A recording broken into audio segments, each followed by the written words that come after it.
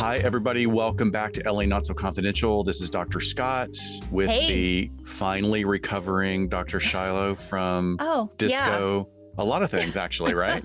Disco party. You got disco fever. That's it. You had disco fever. Yeah, I threw a disco party yesterday. And then when we recorded the Sister Amy episode and I was coming down with something, it was COVID again. So, hey, we're all recovered. But it was short. How many times have you had it now? Twice. Same here. Yeah. I've caught up to you. Yeah.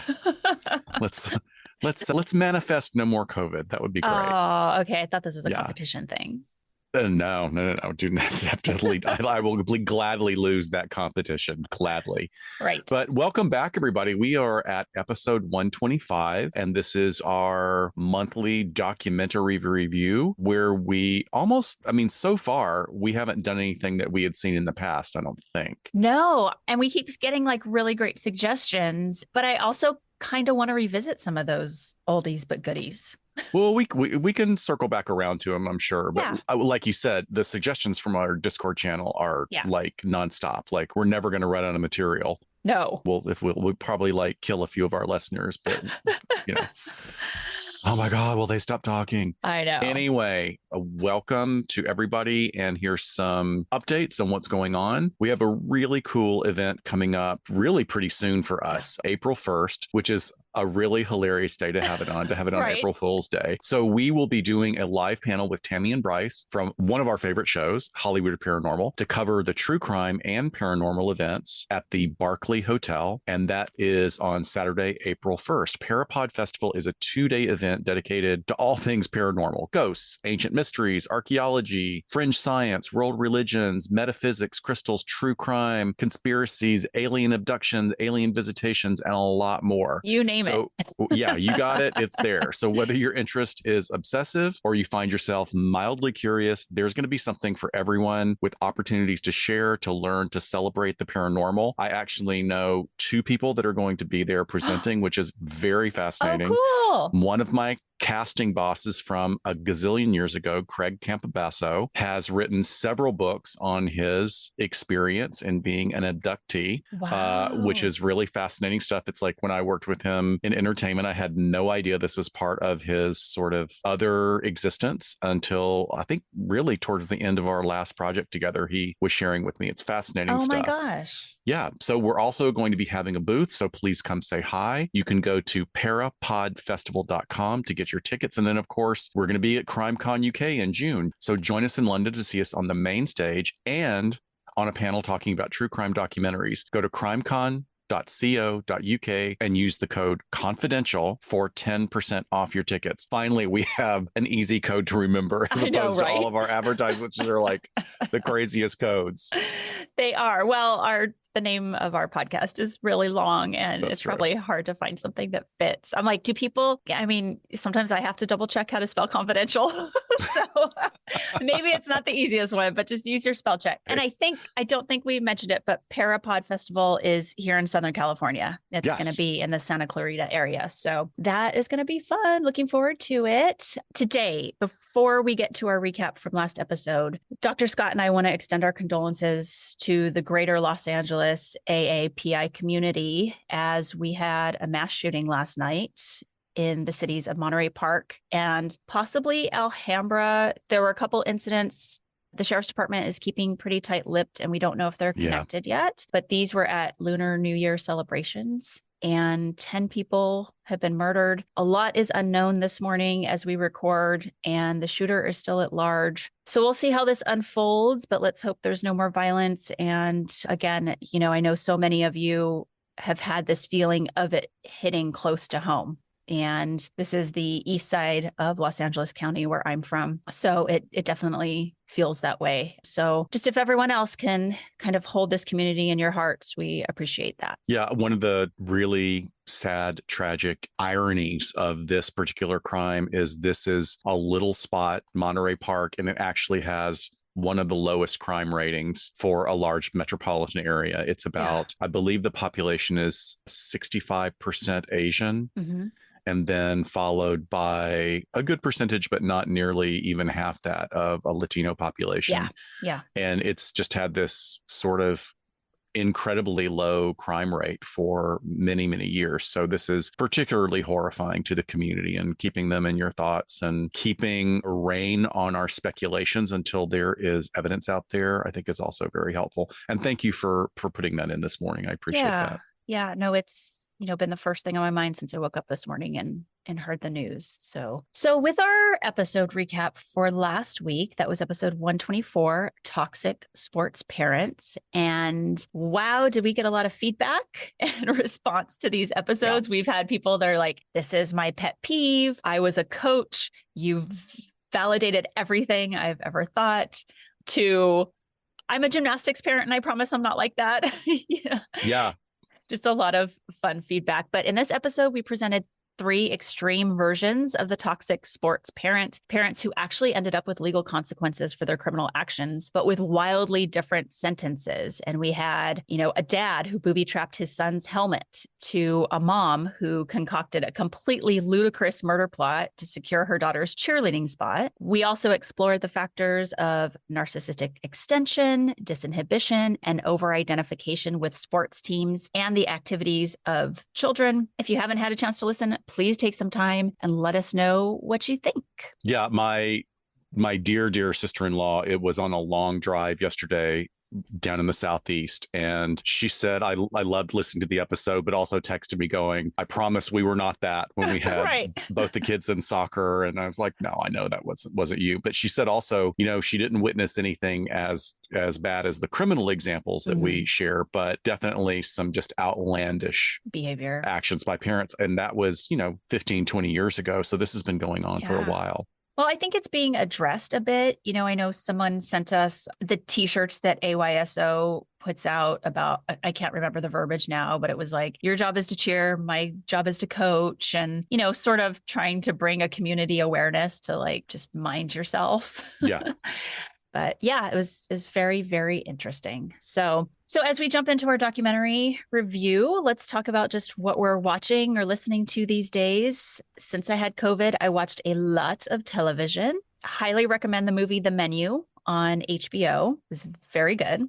Very dark. I watched a lot of dark stuff. Some was like meh, and this one was the best. I also watched Don't Worry, Darling. Did you get to watch that one? No, I felt like it was sort of, I heard it was like a bad takeoff of the Stepford Wives, and I was like, yeah, I don't really want to revisit that. Although I love Florence Pugh. I think she's really amazing. Yeah, it was good. It was nice to, of course, just kind of live in the world of Palm Springs. Yeah. That was very curated, which is obviously part of the film. But I also binged all the seasons of Barry on HBO. I just did an HBO field day, which I had never watched. I'd heard wonderful things about it, and it was such a delight. And I think there's one more season coming out, and very much look forward to that. As for podcasts, I'm very much enjoying Talk to Me, which is all about how crisis and hostage negotiations began in the US in the 70s in New York City. It's produced by Jim Clemente. And what I love about it is they have a ton of original audio from the detective and the psychologist who started the unit in NYPD. Wow. That sounds awesome. It's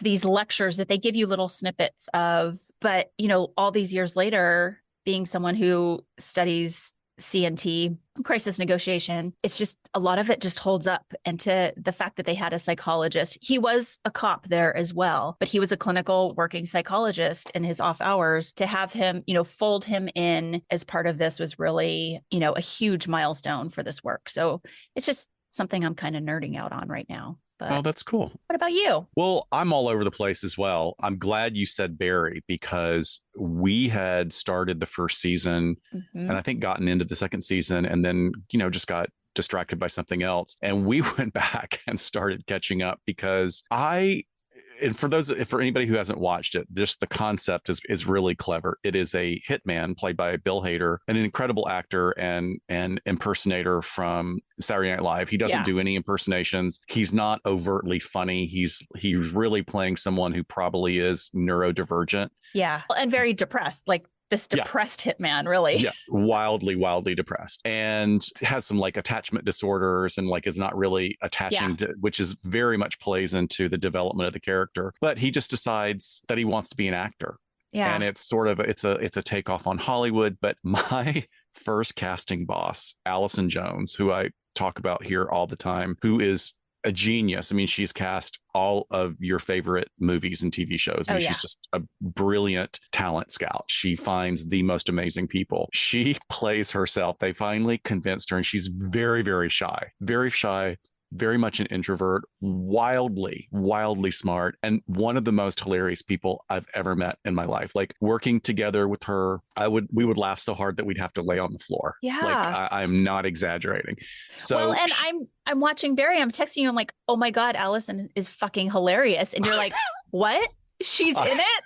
Because I didn't get that far. And of course, she's never going to blow our own horn. Right. So she never told me. So she shows up as herself, I think, in both season 2 and season 3. They're very short scenes, but Jan and I played them over and over again because there is no one on the planet that says the word asshole like Allison can. There is so much anger behind her saying that asshole. He's an asshole. And I, witnessed that. I mean, she's always incredibly respectful to actors and incredibly respectful to me as an employee and very patient with me. So please go watch it if you get a chance. I'm gonna post that clip of her saying asshole. I'll put it on our Discord. I also watched the prequel to The Witcher because I'm into all that weird stuff. And I think I may be the only person watching it. Everybody else seems to hate it. I thought it was great. Michelle Yeoh never disappoints. And she's great. How fucking fantastic that this woman is coming into her prime, being nominated for all these awards for all these different things, finally being recognized in the 6th decade of her life or the 5th decade of her life. It's she's amazing. Badass. I love her. She's totally badass. And move over Orlando Bloom, because there is a new hot male elf in town. His name is Lawrence O'Furin. Dude, just please keep the ears. They really, really work for you. They really work for you. My dad started that. So I've watched a couple episodes while he's been here. Just the action scenes are really, really well done. As for listening, I thought I'd be able to give up my addiction, but I'm back to Missing and The Vanished. And I don't know why I'm so addicted to those shows, but it's chilling almost. Like you just keep thinking, why are all these people disappearing? Yeah, I was gonna say there's a theme here with what you're going back to listen to. Yeah, maybe I want to disappear. I don't know. I have a book on that. Remember? Yeah, exactly. I don't know if I could. We did a show. I don't think it's easy to do anymore. It's not at all. That book was written a long time ago, and I think it would be very, very difficult, as we've talked about in the past. Okay, so we hope we added to your list of things to listen to and watch, that ever-growing list. But I know a good deal of you have already watched Don't Pick Up the Phone on Netflix. It's a 3-part docuseries directed by Sarah Mast. Looked on Rotten Tomatoes, and they only had an audience score, which was 42%. Wah, wah, wah. They didn't even have a score for just like their reviewers. So take it for what you will. And then we always give our 2 cents at the end, what we thought about it. Right. Now, I'll also say that other places are rating it much higher, like IMDb, a couple of other places are rating it higher. I do think that it's not, even if you're a fan of true crime, I don't think this show is for everybody. Agree. I think that people were not exactly what it was about, because it sounds like a horror movie title. You really have to actually dive deeper to find out what the documentary is about. And I kind of love this, and I'm maybe a little bit chagrined. I came in to watching this ill-informed. Okay. So I was completely like, well, wah, what a bunch of idiots. And then you realize the extent of the horrific sexual assault that takes place. Yeah. And I came away from it. Actually, I went in dismissive, and I've come away really disturbed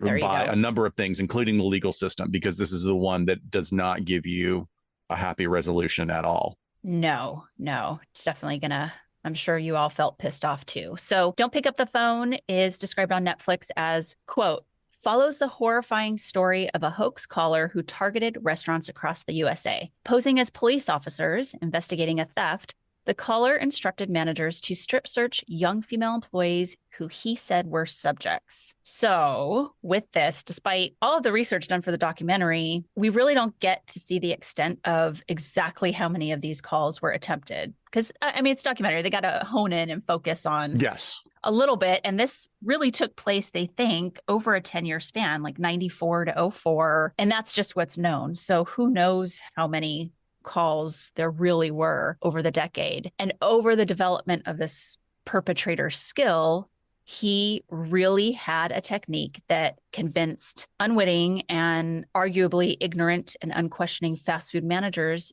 to violate the body autonomy of male, but primarily female victims here. And for many of the victims, what began as a humiliating accusation and then strip search escalated into sexual abuse and at least once rape. So it's, when you said this sounds like a horror story from the title, when you get into it, it really is. You realize it is. Yeah.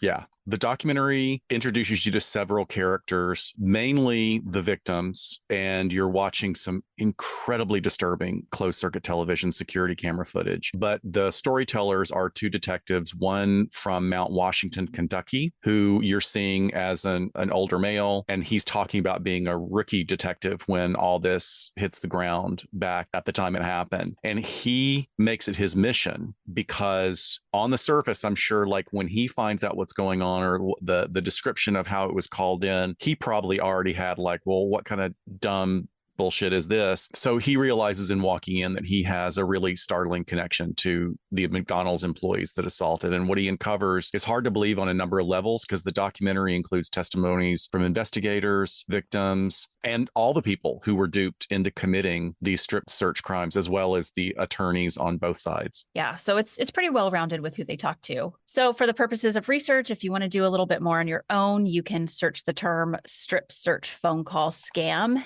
And really, you'll come up with this being further defined as these series of incidents that mostly occurred in rural areas of the US over this period of 10 years. And like we said earlier, there could have been earlier training and maybe experimental calls as a perpetrator was developing his assault technique, basically. But what wasn't covered in the documentary, the crime also includes grocery stores, video rental stores. So you can tell that if you dive in a little bit more, this person had been at it for a while. And really, by the time he got to these fast food restaurants, it was kind of the sweet spot, like the perfect victimology. It feels exactly like what you're describing. I think that he was able to really zero in on fast food restaurants, realizing that they're very fast paced. Yes. And he would hit them during high customer hours so that the manager would be scrambled. The manager would be like pulled in a number of directions and maybe was not going to be thinking clearly. So the actions that take place within the context of these quote unquote hoax calls, and I should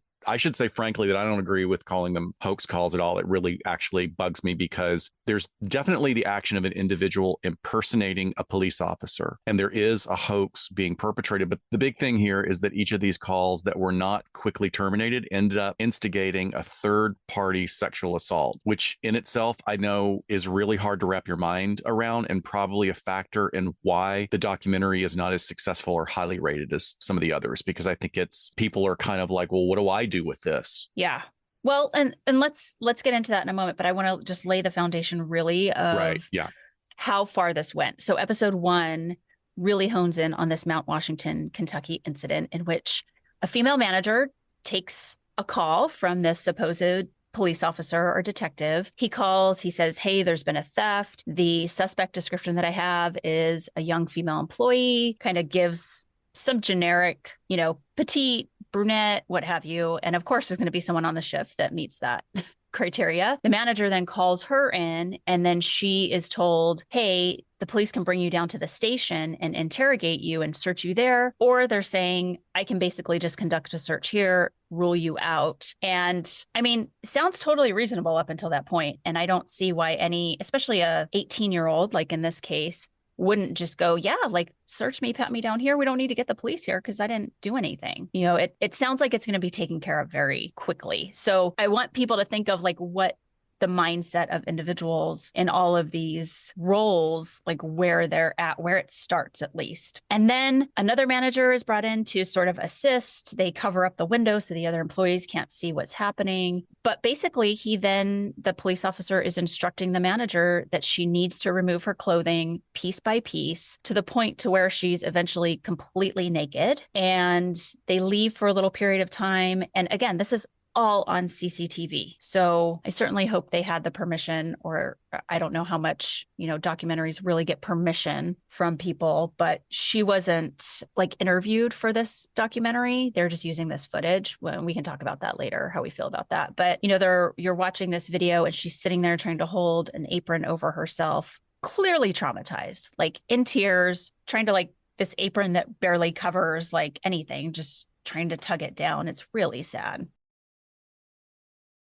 What were you going to say? Well, I was going to say also that it's not just, for anyone who hasn't seen it, it's not just that she was instructed to remove her clothing piece by piece. Her clothing was then removed from the office, right, wrapped up along with her purse, her keys, and her shoes, and put in her car, because that's what the supposed cop on the phone is telling them to do, which is, I'm reliving my experience of how stupid could you be? I mean, I get it. I get that there's like authority and coercion going on, but it's mind boggling how anybody could fall for this level. Yeah. And you're talking about something very minor when we look at the totality of this. So at some point, the manager is like, I have to get back to work. Like you said, this is a very busy, fast-paced business. She has to get back to her employees. And the cop is still on the phone and tells her, well, do you have a man in your life you can trust that can just come sit with her so we can get there and like check this out for ourselves because we're not convinced? Until we get there. Right. And which has now gone on for like 3 hours because they're supposedly shorthanded. Come on. Mount Washington, Kentucky can't be that big that they can't send a unit over. So the female manager calls her fiance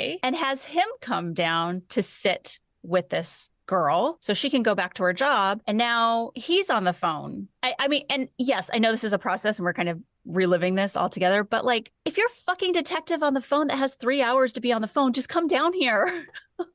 What? Right? Yeah.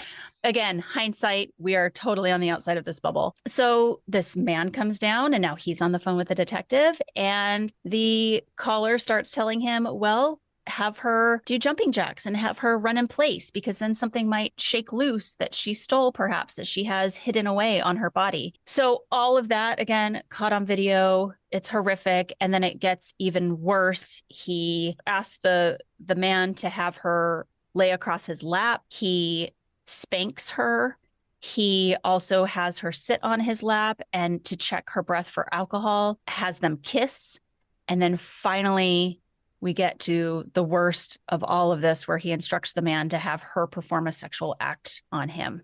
And it's just, our heads are exploding at this point as viewers. Absolutely. So again, this is all caught on video, and the detective is saying the same things we are as he's sitting there watching this. But you hear some audio from the victim, and she's talking about being 18 years old, growing up in a military family, a deep respect for authority. Like, you're told to do something and you do it. Plus, she's held hostage, essentially. Like you said, her keys and clothes. What is she going to do? Like run out of the restaurant with an apron covering her front? But yeah, I mean, there's these seemingly unbelievable pieces to this. And you start to get the flavors of like other scams that we have talked about, where we sit back and we go, geez, how did that person fall for that? Whether we're talking about MLMs or cults, or all the other endless types of scams that are out there that we've discussed on this podcast, it really is giving those same feelings. So I think, just taking this moment to reflect on, as a viewer, how it felt and what our responses were, because you sit there and you go, oh my God, how can someone, and again, like I'm talking about the man now that's in the room with her, how can someone ask another person to strip? And how did that person comply? And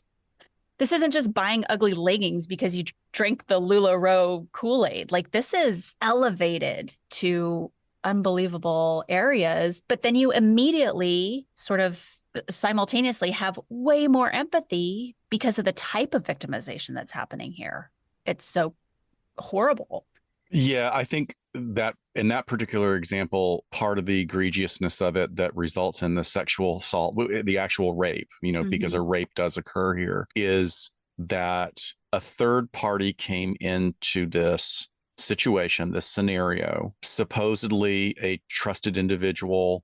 You can make all the arguments you want to all day long about Milgram, about coercive control, about everything we're going to talk about as far as the psych issues. But when it comes down to, you're on the phone with the cop who then tells you to kiss the person, Yeah. to spank the person, to have sex with the person forcibly. Like, I'm sorry, all bets are off right I there. know. And thankfully, there was some resolution in that particular part of it, but not nearly to the level that you need, because again, this was a very triggering episode on a number of levels. Sure. Yeah, it certainly is. And I'm sure the audience feels the same way. I mean, I think I just came away angry, clearly. You could probably hear it in my voice. Well, then we move on to the meat of the investigation, which is really stumping this detective from Mount Washington. But then he finds out that there are other instances of this type of event happening across the country. You know, he's dedicated. And one of the reasons he's dedicated is because he knows the victim. The victim is the daughter of someone who lives on his street. So now he has a personal connection to this event that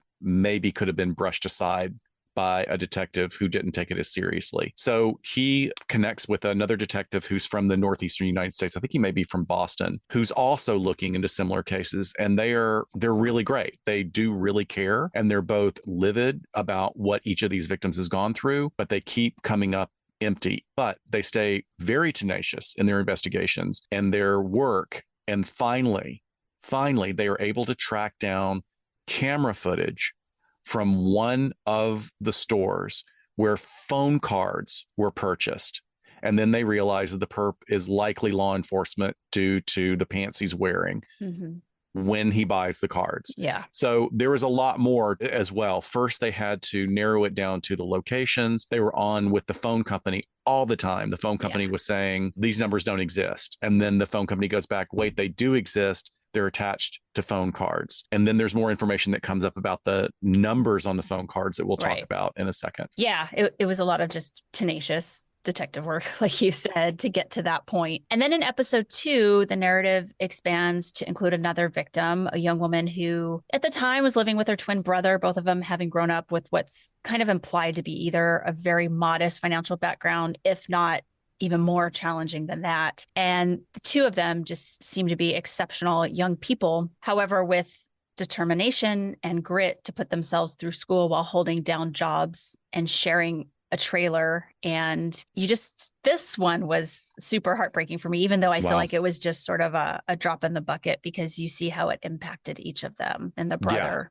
talking about his sister. So her experiences take place not at a McDonald's, but while she's working at a Taco Bell. And she is subjected to much of the same treatment, although thankfully not going as far as the example that is given in the first episode that took place at a McDonald's. And this one is stopped just by chance from going as far as the other one did by the entrance of a male coworker who was also a young man at the time. He was in his early 20s. So he enters the office because he's trying to figure out what's going on, because the whole place is in disarray when he walks in, and he is clearly just shuts it down. And it's interesting to me because, I mean, not that I can immediately determine that this is a stable or constant factor in this sort of paradigm of what's happening, but it seems to me that when a third party observer enters into the situation, that observer can have a clean view of what is happening immediately and shut it down. And that's different from the male friend or the fiance that's brought in the first episode, because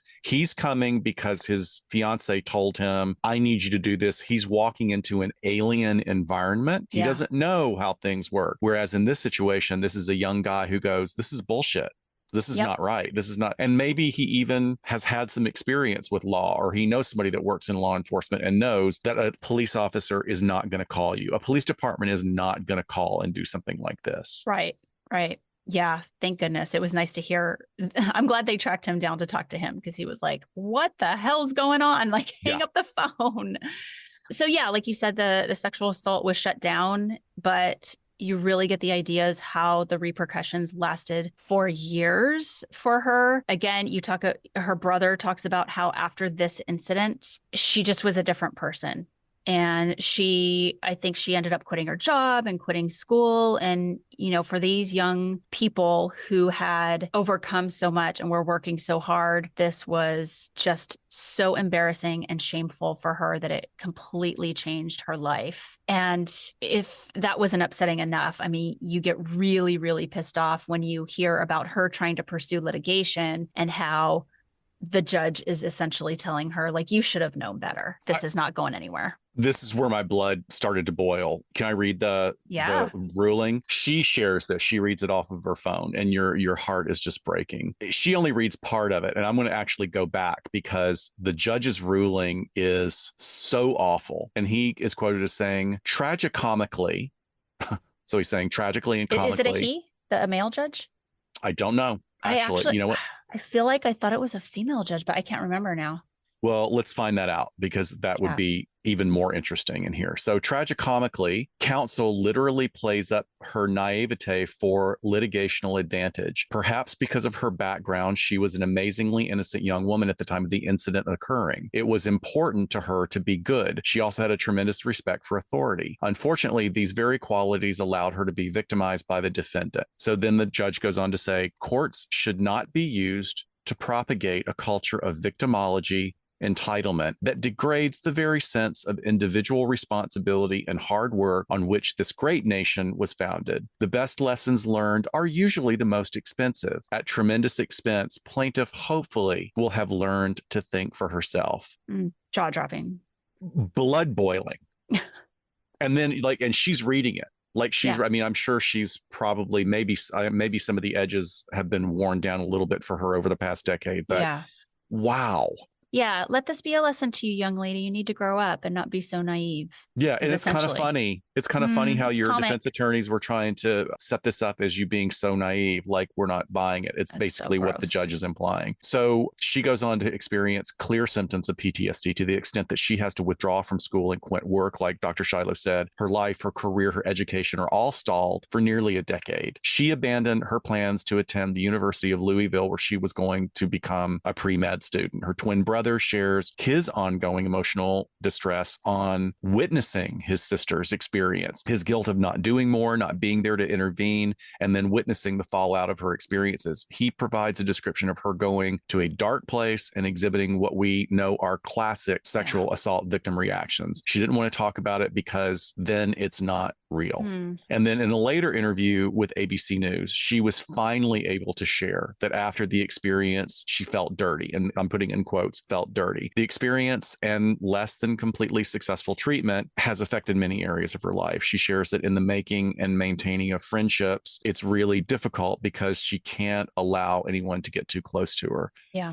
Just tragic. Yeah, absolutely. Oh, well, again, I think with her, we see her first person account and her being interviewed and obviously agreed to do so. And I think it was done very tastefully. You know, I think a theme that we've talked about with these documentaries is just kind of looking at how much they're letting the victims tell stories. Yeah. And I think this was done well with her. She seemed like she went as far as she wanted to go and what she was sharing, but it was very, very impactful. So yeah. I want to ask you about this because you're still working in that milieu with paraphilias to a certain extent. Is this a type of voyeurism? Can we say it's connected to voyeurism? This is really interesting because you have this sort of auditory voyeurism or auditory exhibitionism sort of happening in a way. And I have never heard of it being sort of codified in this way. Clearly, this has to happen. You know, when we talk about voyeurism and exhibitionism, which generally those two paraphilias travel together. If someone is exhibiting signs of one, they usually have signs of the other, but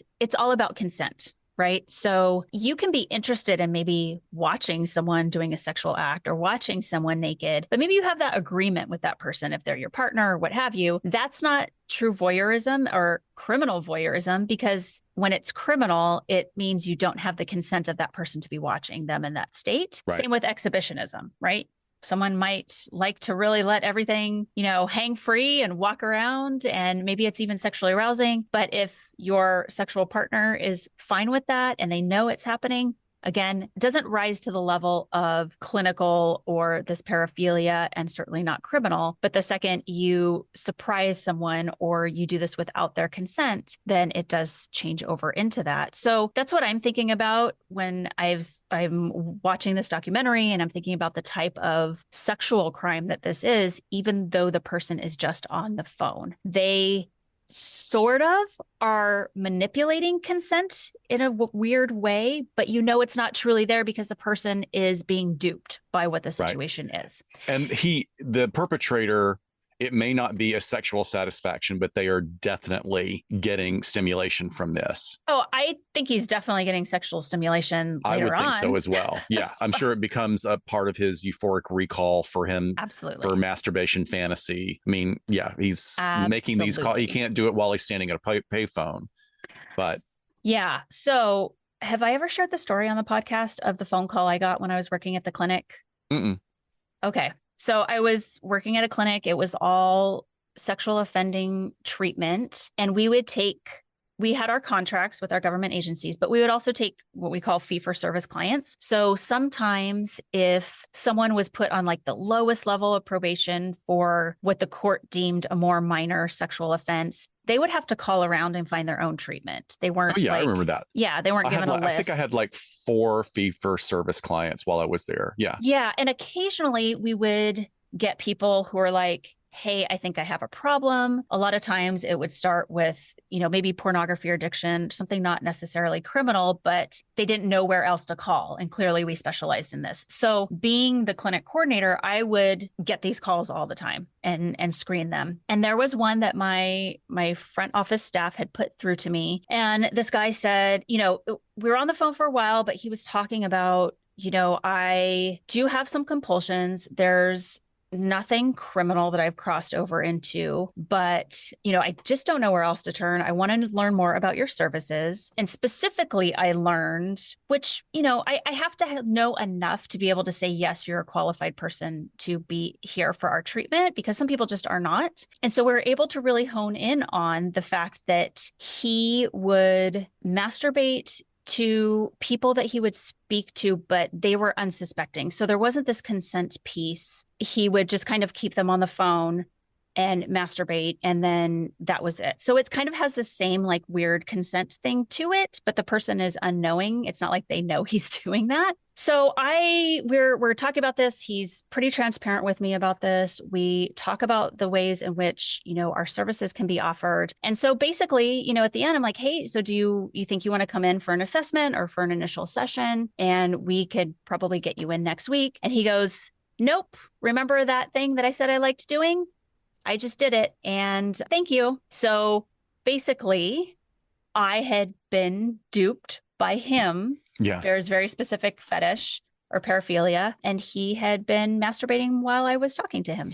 So I think that's interesting that that part of his stimulation or part of his goal in that call was to let you know. Yeah. The at reveal. The very end. Yeah, the reveal. It's like a big reveal at the end. Because when I was supervising a teen crisis line over at Cedars-Sinai Teen Line, wonderful, wonderful organization with a really great program providing counseling peer services. So these are teenagers that are trained how to provide support, resources, reflection to other teens who call in. And we would be there as licensed professionals and adults to be on the phone calls with them as well, to give them direction and also to push the disconnect button when somebody did something like that. And that was way too common. I mean, and it was never, you always knew it's like, well, I'm not comfortable talking about this with a guy. Could I speak to a girl? I'm like, oh, here we go. Well, I know where we're going with this. But that was a very common thing where they would talk and very draw the call out as long as they could. And at the end say, thank you for getting me off. And, the young women that I was working with who were all phenomenal, they would just be like rolling their eyes. I'm like, I'm so glad that you're here to do this for the people that need help, for the kids that need help. But you poor things having to put up with this kind of BS. But they were very resilient. It probably, to a lot of our audience members, I mean, I'm sure this sounds really shocking, but these are like regular conversations I would have with people every day, right? Like talking about their sexual interests was my job. But afterwards, I hung up the phone and I sat there for a moment and I felt dirty. I did. And I remember walking over into my supervisor's office, the director, and I just plopped down in the chair across from her. And she's like, what? Like, Shiloh, I never see this like look from you. And I told her what happened. And she was so empathetic and so warm and lovely. And we just talked it through and processed like you should when you're a postdoc or anyone really, and just validated what I was feeling. And, it never happened again that I know of, but it was definitely one of those things I'll never forget from that period of my life, that work. Some other terms, I think that come up when we think about what's going on here is just there's this issue of consent, but what about sexual coercion? So when we look at the term of coercion in this case, it's the act of using pressure, alcohol, or drugs, or force to have sexual contact with someone against his or her will. And it includes persistent attempts to have sexual contact with someone who has already refused. While these incidents don't fit the strict definition of what we understand to be sexual coercion in this documentary, I think it could be considered an offshoot. I mean, he's definitely has like these attempts. There's like little bits of pushback, but he's then pushing back on his side to get them to do that by manipulation and what he's saying to them. But I just thought that was interesting to kind of compare and contrast. Well, because it's this sort of unknown entity, right? So we're looking at all these factors that the idea of sexual sadism popped up for me. And that term refers to when an individual experiences sexual excitement from inflicting physical or psychological suffering on another person. And to me, this seems to be the most accurate description of what the perpetrator of these third-party assaults is doing. And we can further distance this from a kink or a paraphilia in that sexual sadism that causes significant distress or substantially interferes with daily functioning, harms another person, or involves someone who is not given consent, that's criminal. Like that is criminal, that's inappropriate. But all of these descriptors are spot on for what occurred here. And I really want to be clear before I get any emails. Sexual sadism is separate and distinct from co-consensual BDSM sexual practices or relationships. And sexual sadism is diagnosed in fewer than 10% of rapists, but in 37 to 75% of people who have committed sexually motivated homicides. I find that very interesting.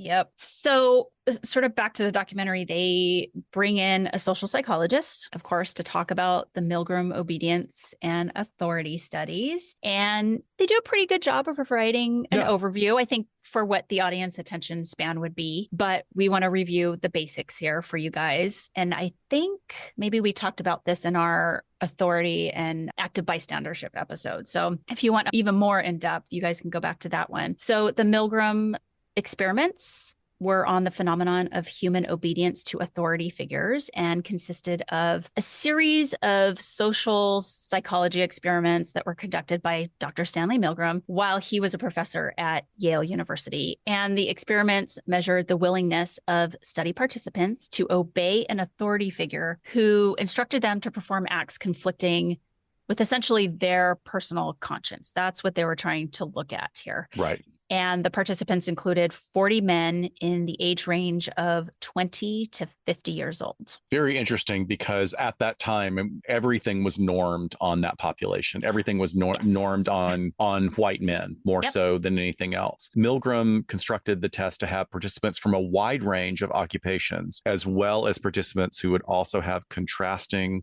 levels of education. And each of these study participants was told that they were assisting in an unrelated experiment and that they were needed to administer electric shocks to another unseen participant who was described as a quote unquote learner. So this test was ostensibly about different techniques for motivating learning. And in this fake test, the unseen learners were being punished for wrong answers by having an electric shock administered to them. Of course, these electric shocks that were administered by the unknowing participants were fake, but the fake electric shocks were allegedly increased to levels that would have been fatal had they been real. And they were presented as being life-threatening through the process of the test. Yep. The results of Milgram's tests certainly have contributed to the field of behavioral and social psychology, just as many tests from the 60s did that are completely unethical today. We have learned a lot from them. But the results were really staggering when we look at this. The experiment found that a significantly high number of test participants or subjects would fully obey the instructions that would, if legitimate, administer shocks going up to 300 volts, and 65% of the participants going up to the full 450 volts. So this was where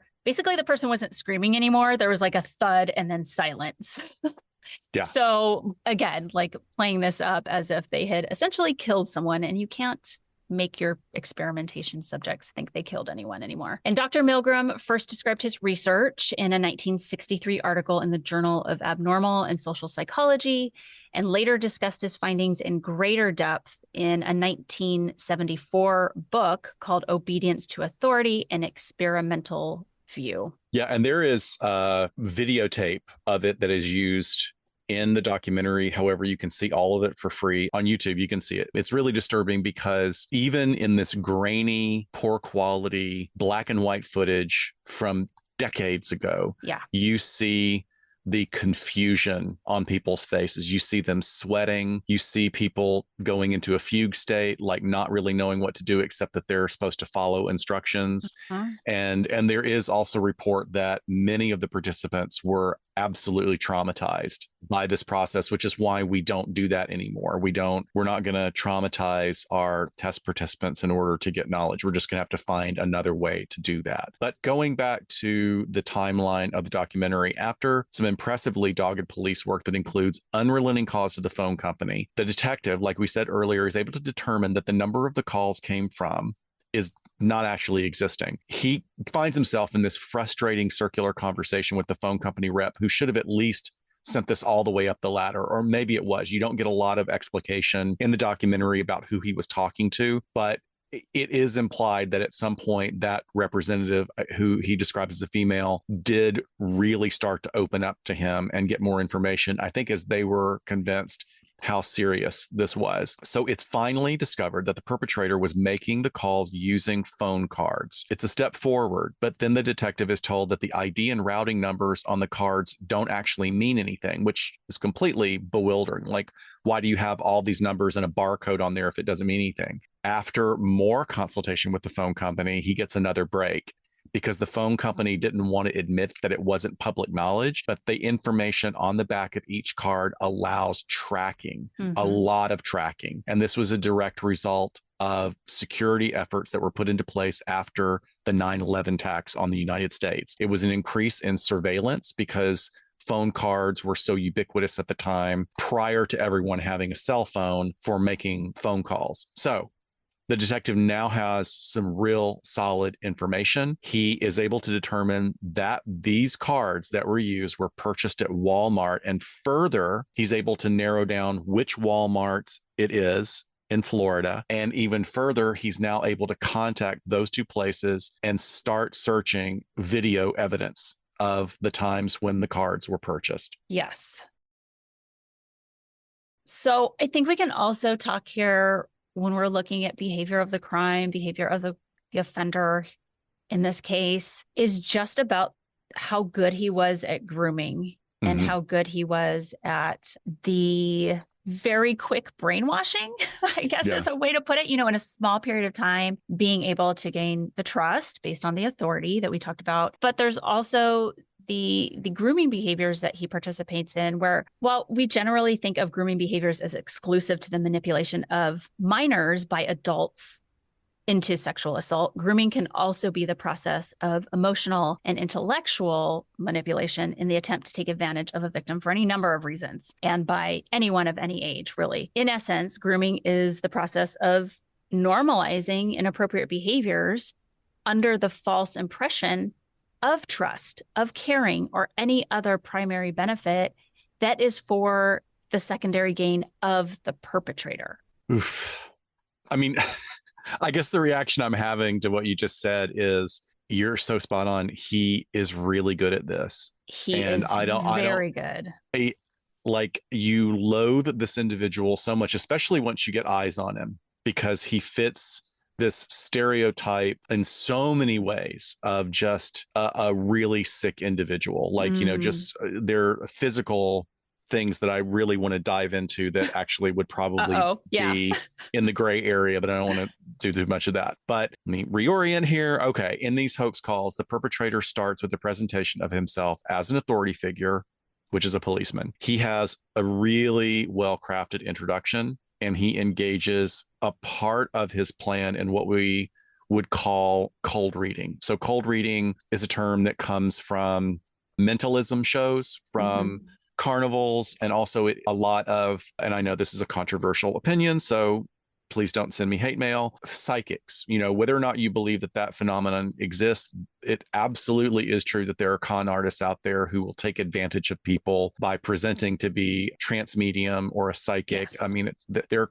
con artists. But what they do is they cold read, and they start off with throwing out very vague information, and people latch onto it. So what this perpetrator was doing is saying, yeah, one of your employees, dark shoulder length hair, petite, and then someone feeds the name. Oh, you mean Abigail? Yeah, that's probably her. You need to bring her back. So he's cold read with these general descriptions, and even not so great, because in the example of our victim, she was saying, I'm not blonde. I have light brown hair. I'm not blonde. I am not short. I'm this. And it didn't matter, because he had already created this relationship with the person who answered the call in order to gain their trust. So in the primary case presented, the McDonald's manager's fiance is covered in to cover for her while the restaurant business continues to, escalate, because it's right at rush hour. So again, inexplicably, he immediately goes into the scenario. Maybe it's because it's a completely unknown environment for him. And despite his horrifically bad judgment and victimization of the young woman, it's likely that he was primed by Ms. Summers. I think that Donna Summers, which hilariously, I know, the name of the one McDonald's chuckle manager, in this. yeah, the one legit laugh. This is the police. They're really serious. They're on their way. I need you to do this. I think that probably she psychologically primed him unknowingly. And so he kind of jumps in. But that's no excuse for the level of sexual assault that he then engages in. And thankfully, he paid for it. He paid for his crime. Yeah, true. I mean, it does. This psychological manipulation, grooming just sort of gets trickled down when you start getting the other people involved. And like we said, I mean, it goes horribly wrong. He engages in these wildly inappropriate acts that, as a fully functioning adult, he had more than enough insight not to follow through on. Oh, yeah. The corporal punishment on a naked female, and then the sexual coercion on the victim. But let's go back to the timeline in the documentary. The detective goes to the contract company providing custody staffing, or the jail or prison guards in this area where these Walmart cards were purchased, because that's what they think he does for a living based on his attire. Within a very short time, they're able to identify the perpetrator as David Stewart, who, once they get to his place of work and he's on duty and they pull him in and start interrogating him, he basically says, quote, "Thank God it's over," end quote, but then clams up, denies, and eventually, through his brother, gets a really good, high-powered attorney. And meanwhile, the Mount Washington detective gets an arrest warrant and extradites Stewart to Kentucky to face the charges. So I thought, they did all this great investigative work. They identified him. And then I feel like, and I know this is just a documentary, I don't know all the behind the scenes, it seemed like everything went really fast after that. Like they had the bare minimums to kind of get him charged and extradited. And maybe that's why this ends up unraveling. I don't know. I felt like it was not a very stable, strong case at that point. Yeah, I think, you're spot on, because in prep for this, I wanted to watch the doc, get as much outside research as I could, but I also wanted to see what some very smart people who post online. I mean, I think Reddit is kind of an amazing community. Yes, there's a lot of bullshit there, but there were some really insightful things that were said about this case. And one of them was saying that this was the bungling of the detectives. As much as you like them for being so dogged and determined to find out who was doing this, that they absolutely skipped over several steps. They absolutely should have engaged in surveillance to try and catch him again. So I thought that was interesting that, another party, and there are a lot of people that are, posting online about true crime, but this was a particularly insightful thing. Another thing I would say also is that,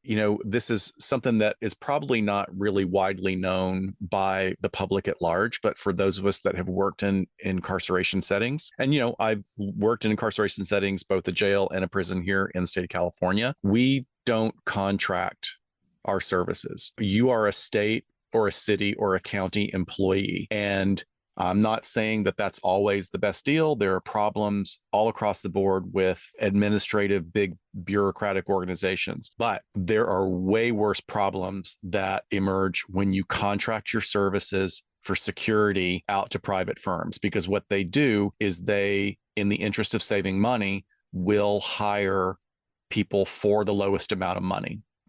Thankfully, there are people who will say, I'm not going to go work in your maximum security prison for this amount of money. You got to be kidding. Forget it. Right. But there are a lot of other people who will go in to those situations that are completely not capable of doing the job and wouldn't pass a psych exam. And I would think that's probably who David Stewart is that someone, this is the only job he could get, because for other reasons that come up, right? You get what you're paid for, right? Yeah. And if his motivation is, I want a job that makes me feel important and powerful because that's my trip, that's my thing, then maybe the money is less important to him than getting to boss people around and get him to do what he wants to do. So again, I don't know. And that makes sense. I didn't even think about the importance of this being contract work, except that, there's not a ton of oversight. People can just quit. They're not willing to stay and maybe be more well-behaved and make better choices because they have a pension on the line, that sort of thing. So that's why you offer people really good benefits to get really good quality people who are qualified to understand the intricacies in working in a position like being custody. You're not just a guard, you're not like a security guard hanging out on a corner of a building or something. And at the end of this episode, David Stewart's attorney sits down for an interview and you're like, holy shit, this guy has his shit together. This can't go well. You just get that impression that he's going to rip this case apart. And that's kind of the cliffhanger they leave you on before we jump into episode 3. So at the top of episode 3, we learned that he does get bail. And so he goes back to Florida, right? Which is where he is from. And I think one of the most notable parts about this episode is that we see our friend Javier pop up. Yay, Javier.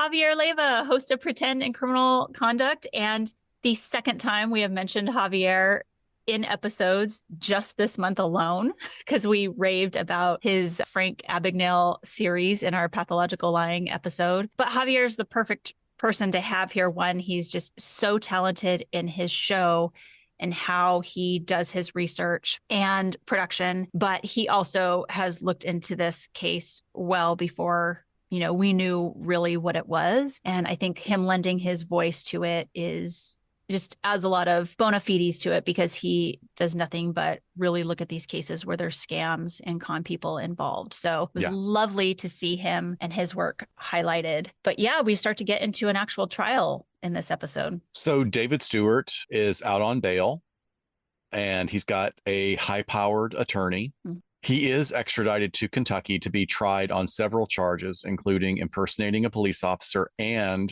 solicitation of sodomy. So surprisingly, the total amount of time that he could have served for those charges would only have been 15 years, which is mind-blowing given the level of assault and destruction that he wrought during this time. He was tricky, and he was, I hate to say it, smart about it. Like, it's taking this element, this direct removal of the incident happening. I mean, he really thought this through, because I think this was on his mind. Also, if I get in trouble for this, what could this possibly be? And I think these were really not creative in a bad way, like they're just trying to throw anything at the wall, but I think they were creative charges to bring against him that fit. Right. Oh, absolutely. I don't know. I will respect your opinion. Maybe I have a bias. I don't want to give him credit for being smart. I'll give him credit for being devious. Yeah. Because I think that it wasn't necessarily thinking about how can I create something I'm not going to get in trouble with. It's more like, how can I create something that I'm going to get off on? But I don't know. I mean, and who would know? And obviously we're probably never going to know, because on October 31st, 2006, Stewart was acquitted, and I had to back it up. The Netflix dot, where you're clicking 15 seconds back, because I was so blown away. He was acquitted of all charges, with defense and prosecution attorneys speculating that a lack of direct evidence, such as a recording of the caller's voice, was the main factor that led the jury to finding him not guilty. I mean, I get that he had a great attorney, but I'm really challenged with this, because they found the calling cards that were used for 9 of the calls within his home. They lined it up with his work schedule. Yeah. Showing that the calls were made when he was not at work. I know. That's direct evidence. It's tangible evidence. So it must have just been not as consistent, direct, tangible evidence Right. Or maybe, I mean, it would be fascinating to hear what the jurors thought, Yeah. because they may very well have been in a position where they thought there's just not enough to convict. Well, I don't know. yes. And I think they were probably easily swayed by, well, the burden should fall on the people who were doing these things, following through with it. I think it's just such a wild case to wrap your head around, that they probably got pulled in a lot of different directions, and he had a really great attorney, and to them it felt like reasonable doubt. But No, who very, very knows? well stated. It's a tough one for sure. But Stewart remained a suspect in similar cases throughout the United States, and investigating police departments around the country have asserted that after his arrest, the scam calls stopped. There's your evidence for you. So what we were able to find out about Stewart is that he's a married man with 5 children and an individual who was, how shocking is this, Shiloh? We could not have possibly have seen this coming, right? He was obsessed with criminal procedures and being a cop, and had a history of multiple applications to local law enforcement agencies. In fact, when they searched his home, they found hundreds of police magazines. They found journals. They found notes about criminal procedure, which is very strange, like he was studying on his own, and numerous applications to law enforcement agencies in the area, which I think is interesting, because I wonder if he couldn't pass the psych exam. I would love to know, but it was probably some part of the background or the psych, at least some part of the process, right? Yeah. So it's very concerning. I think when you learn that this puts this into perspective, that this is someone that desperately wanted to be on that side of it, wanted to insert themselves as being knowledgeable about criminal justice procedures, and the best job they could get closest to that was a contract prison guard. So we hear this time and time again with all types of horrific offenders. We hear about, aligning yourself like this with mass violence perpetrators. You guys know that the criminal profilers are always talking about it when they're talking about serial homicide offenders. It is problematic behavior in hindsight when we look at this. So who knows what kind of damage this person could have done had he not been at least just brought to trial on these charges, put on the radar, I couldn't help chuckle when we look at the video footage of him, and he walks in with the aviator sunglasses and a bushy mustache. It's like, really, dude? Wearing his work pants. That's just something you don't do if you're a cop.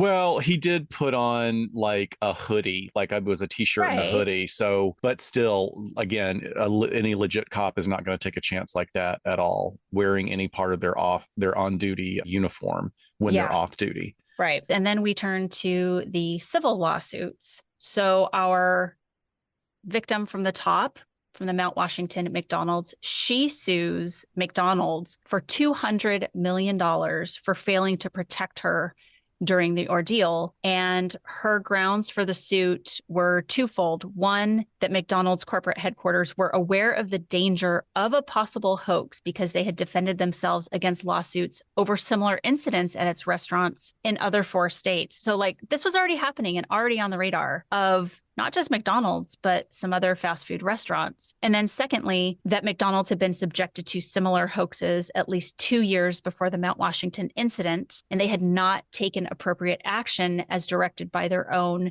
chief of security and as outlined in his memo to McDonald's upper management. So I think they talk about really small, easy ways that McDonald's could have warned and protected their customers when they found out that this was a thing that kept happening. Yeah, and their employees. I mean, yes. I'm sorry. That's what I meant. Okay.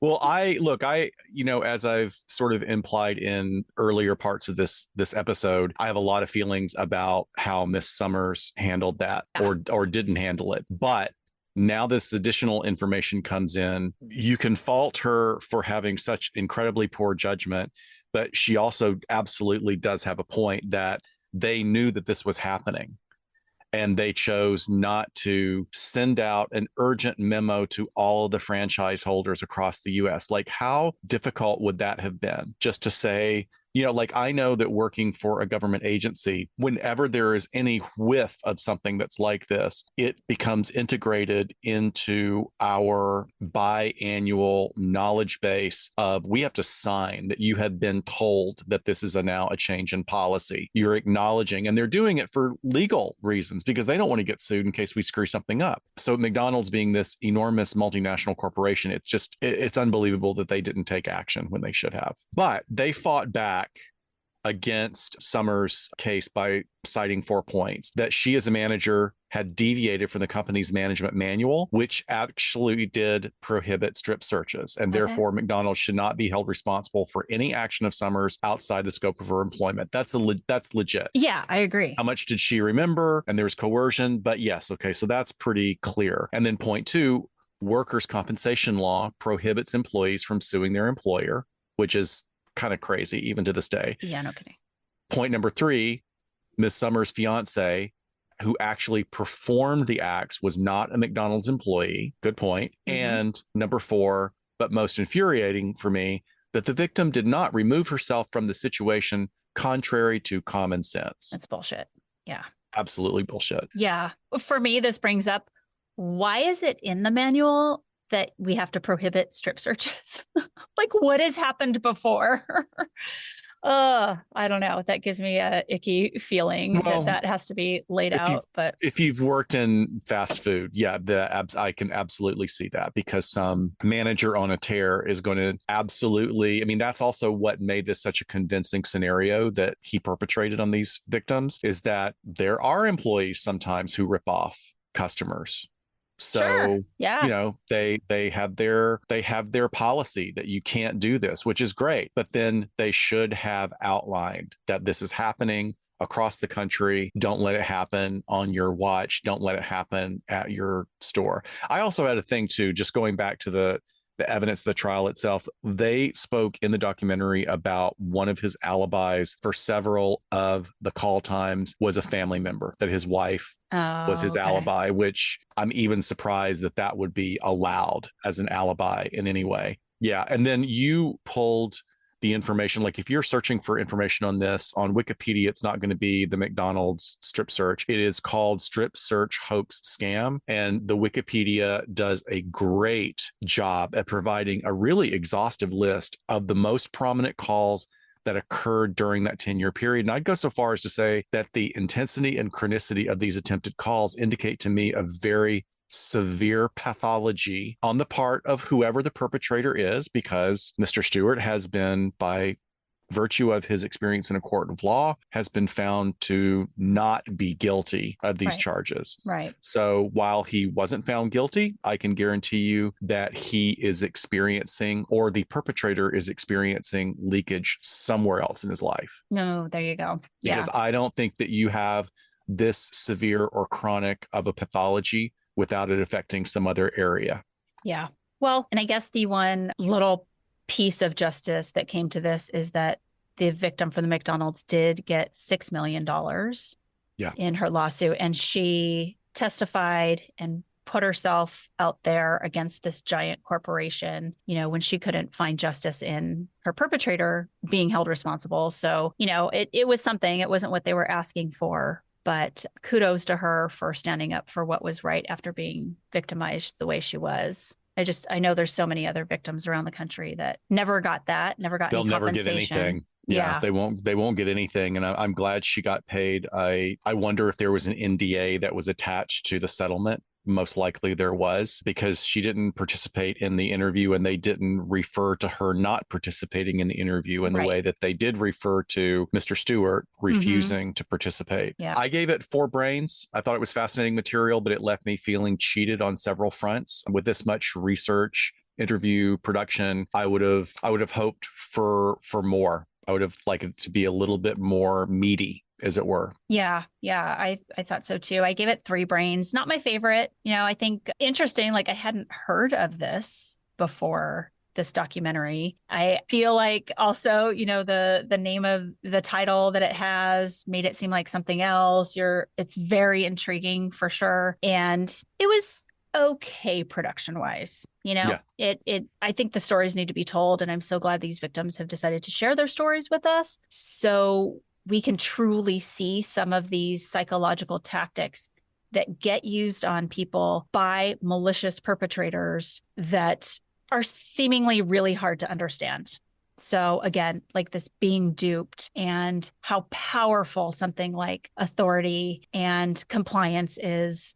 We really just saw, unfortunately, this sociological, psychological experiment being played out at the expense of these victims. Yeah, I guess if there is anything that makes it a little bit more valuable as a piece of media, is that this is not something where there's an unsolved murder and you're just going to wag your finger at a young woman and tell her, well, don't go there by yourself at night, right? Because we hate doing that. Yeah. This actually can serve as a cautionary tale that you can talk about with other people, and you can say, and it's not about placing yourself in a dangerous situation. It's about not responding to a phone call, not responding to authority that is not legit, because you have the right to say, yeah, I'm in the middle of lunch rush. We'll talk when you get your ass over here. Bye. Click. Yeah. Or let me call. You can always say, I'm going to hang up and I'm going to call the police department directly. Yes. Always. Absolutely. So it's just like a credit card scam, right? Like you get a phone call or you get an email. Don't open that link. Right. You can hang up. You can call them back or go to the website. Go back to the original source. So cool. All right. Well, I think my little COVID aftermath of my froggy voice is the only thing hanging around. So thanks for bearing with me. Did great. Thanks. All right. So that wraps up January. Very exciting. We'll see. Yes. We have already some great episodes planned for you for February. Going to look at some interesting psychological phenomenon that we haven't before. And be sure to get us any ideas or recommendations for vintage cases or for documentary episodes. So I also wanted to add something that a lot of people might not be aware of. We have our outro that talks about our Patreon and swag and all this other stuff, but I'm not sure that everybody knows that our YouTube channel for Behind the Couch has all of our previous episodes there listed, and you can subscribe to it. So you can join us on Discord, but you can also, if you're enjoying the show here, you can subscribe to that YouTube channel to get alerted to when our new episodes drop. So meaning even if our you're new not live episodes. So what you're talking about? So yeah, exactly. So even if you're not a Patreon member, eventually you're going to have access to that YouTube channel. So head over there, look for Behind the Couch, and hit that little button. It'd be great. There you Thank go. Yes, thank you. We've had so many new subscribers lately to YouTube. Yeah, so pretty cool. Wait, hold on.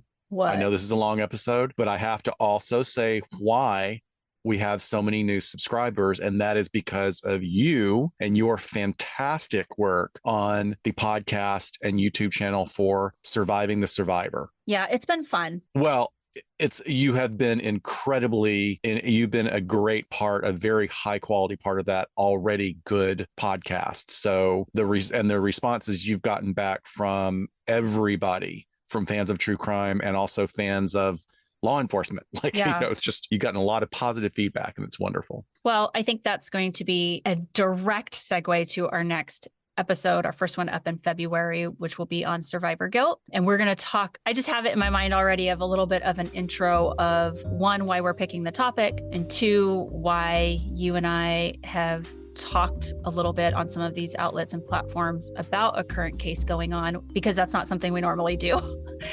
But stay tuned, you guys. We'll talk about that in the next episode. So we will see you then on LA Not So Confidential.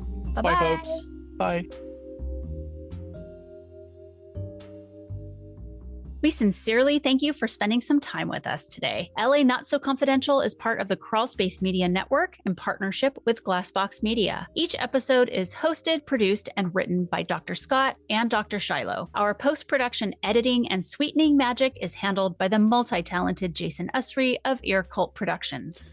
The LA Not So Confidential theme, entitled Cool Vibes Film Noir, is composed and performed by the talented Kevin MacLeod. He graciously allows us to use his music via a Creative Commons Attribution license, and you can check out all of Kevin's amazing work on YouTube. All of the resources for each episode can be found on our website at la-not-so-confidential.com. You can find us on Instagram at LA Not So Podcast, on Twitter at LA Not So Pod, and on Facebook at LA Not So Confidential. Media inquiries and bookings are scheduled at alienissentertainment@gmail.com. Please join us each month on Saturdays at 4 p.m. Pacific Standard Time for a live streaming and very interactive broadcast on YouTube entitled Behind the Couch.